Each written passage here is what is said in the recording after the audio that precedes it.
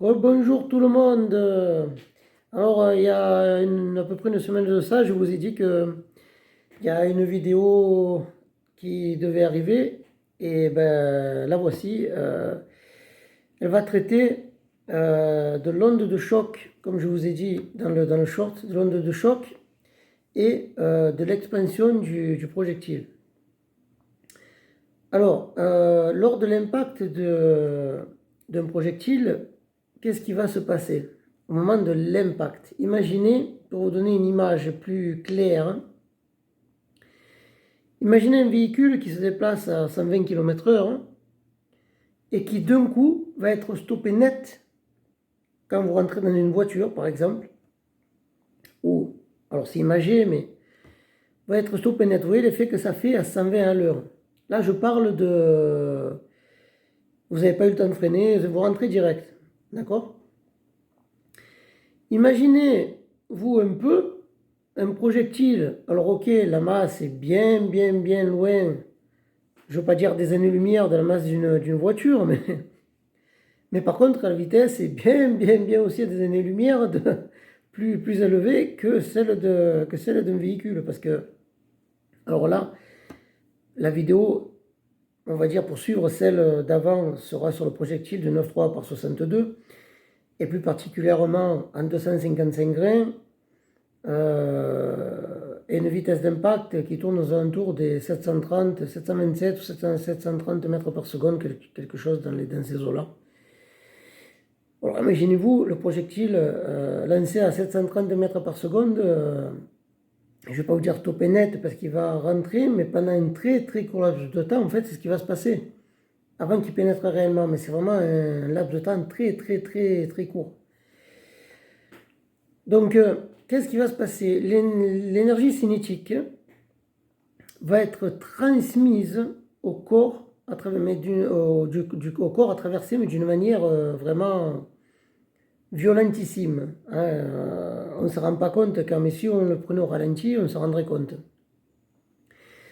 À partir de ce moment-là, le transfert de masse, le projectile va commencer à pénétrer le corps. Et en commençant à pénétrer le corps, il va commencer, alors progressivement, en fonction du projectile, ça on a vu dans la vidéo précédente, plus ou moins progressivement, et il va aussi expanser plus ou moins progressivement, en fonction de la nature du projectile. Mais à cet instant-là, qu'est-ce qui va se passer? Il va y avoir la création d'une onde de choc qui va être due à l'impact violentissime et au court arrêt, si on peut dire entre guillemets, hein, parce qu'en réalité, c'est ce qui se passe vraiment dans un laps de temps très court, bien sûr. Et c'est justement ça qui fait que c'est très violent. Il va y avoir un transfert d'énergie à travers tout le corps qui va être traversé ou pas, parce qu'en fonction de la distance, mais du moins disons qu'il va être pénétré. Et ça va avoir pour effet ce que l'on appelle le choc hydrodynamique. Le choc hydrodynamique en lui-même, ça va être en fait l'ensemble du transfert, de la création de l'onde de choc, du transfert donc de l'énergie accumulée par le projectile à travers le corps, mais aussi l'effet que ça va avoir.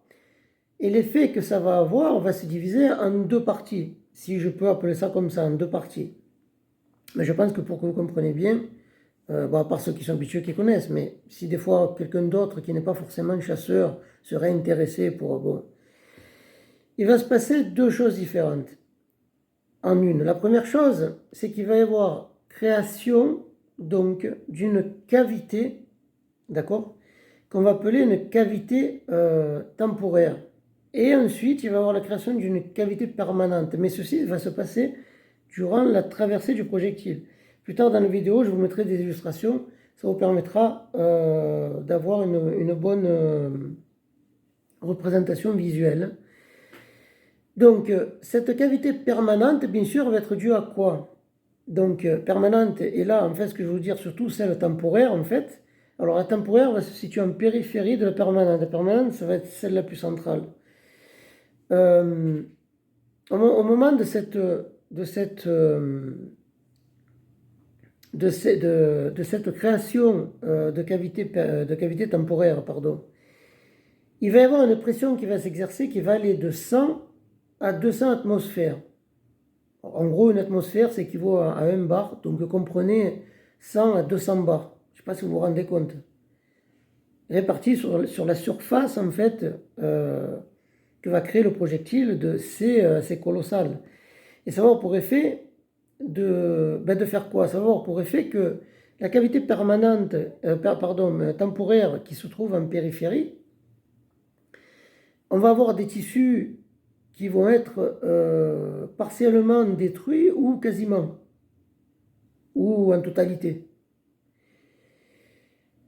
La cavité permanente, c'est celle qui, ben, comme son nom l'indique, qui est permanente, elle restera telle qu'elle, vous la trouverez telle qu'elle, si, quand vous ouvrez le d'ailleurs, d'abord vous verrez la trajectoire du... Ça m'est arrivé une fois quand on a dépecé un sanglier et qu'on l'a découpé, hein, ça m'est arrivé de voir, selon que vous le prenez, ça m'est arrivé de la voir en live, où vous voyez la traversée du projectile et l'effet que... Hein, c'est encore mieux que du gel balistique, là. C'est en live et celle-là elle va rester comme ça. Et elle va être créée justement ben, par la combinaison justement de cette onde de choc et de la traversée du projectile à travers le corps, lié bien sûr également à l'expansion du projectile. Parce que c'est ça en fait qui va mettre en pression, qui va pousser, comme je l'ai expliqué dans la vidéo précédente, d'où la pression, jusqu'à un point de rupture de certains organes qui va pouvoir de faire éclater en réalité. Parce que c'est ça qu'on va rechercher. Parce que si vous avez un projectile, vous pouvez très bien avoir un projectile à tête blindée qui va traverser, selon que vous le prenez, qui va traverser le corps du gibier. Hein, rappelez-vous toujours l'effet aiguille, une aiguille, d'accord?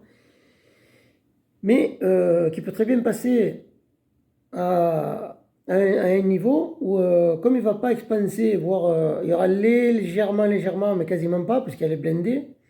Alors après, ça dépend aussi si ça va taper un os, si ça va pas taper un os, ça sera plus ou moins. Mais alors, imaginez l'effet aiguille qui traverse, que vous ne touchez pas de point vital, et selon le point d'entrée et de sortie, ben, votre sanglier, il ira mourir des kilomètres plus loin parce que il va perdre tout son sang, quoi.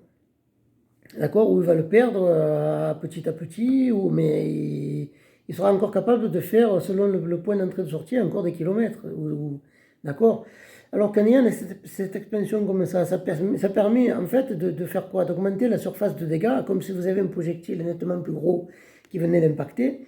D'accord? Hein, imaginez un boulet de canon, enfin un boulet de canon, j'exagère peut-être, mais un petit boulet comme ils avaient avant, là, à l'époque de Napoléon. Bon, l'expansion pour cet effet-là, de mettre en pression et d'aller faire éclater, d'où cette cavité permanente et temporaire qui vont se créer. C'est comme ça que vous allez arriver à toucher des organes vitaux et de créer, bien sûr, les créer en même temps une hémorragie, hein, parce qu'il ne faut pas se cacher la face, c'est ce qui va se passer aussi. Donc les projectiles sont étudiés au maximum pour, bien sûr, ben, éviter au maximum de perdre un gibier, éviter au maximum de faire souffrir un animal, éviter au maximum de...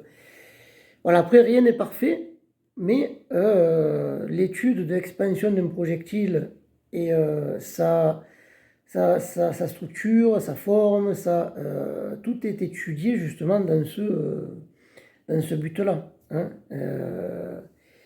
Donc, c'est pour ça qu'il est très important de savoir très bien choisir sa balle en fonction du gibier qu'on va chasser et de ne pas utiliser, par exemple, une balle semi-blindée sur un chevreuil, une balle semi-blindée, une balle soft point, pardon, hein, donc totalement découverte, type plomb ou sur un chevreuil, mais plutôt une semi-blindée.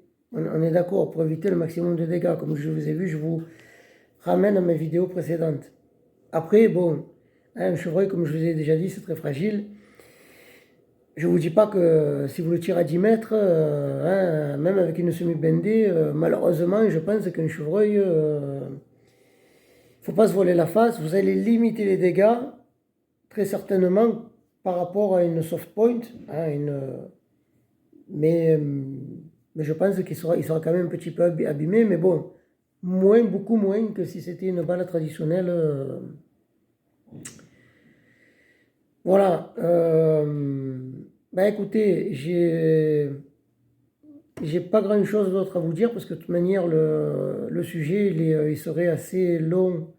Mais je pense que j'ai assez bien résumé la chose. Maintenant, je vais vous mettre des illustrations comme ça. Vous aurez déjà un visuel. Bon, pour certains, bon, peut-être même tous, vous l'avez déjà vu, mais disons des illustrations un peu différentes, des choses.